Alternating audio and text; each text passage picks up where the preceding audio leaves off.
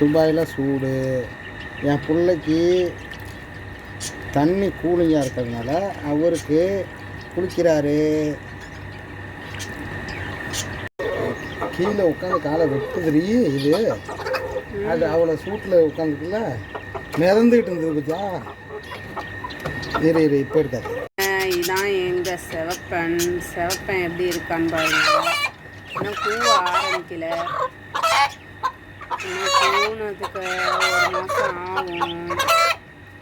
பாருங்க, எல்லாரையும் நினச்சி விட்டாச்சு. பயங்கர சூடு இருக்கிறதுனால வாயை திறந்து மூடிக்கிட்டே இருந்துச்சு.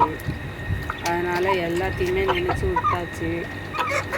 இங்கே பாருங்களேன், இந்த வெள்ளையன் என்ன வேலை பண்ணுறான்னு. இங்கே போகிறான், அங்கே போகிறான். ஏன்னா வெளியில் விடணுமா. பாருங்க எவ்வளோ அழகாக அப்படியே அமைதியாக உட்காந்துருக்குது தண்ணிக்குள்ளாரியன்னு. இங்கே பாருங்க, என் வெள்ளையன் எவ்வளோ ஜாலியாக குளிக்கிறான்னு. அவனுக்கு ரொம்ப பிடிச்சிருக்கு போல் பாருங்க. ஆனால் எல்லாத்தையும் கொத்துவான்.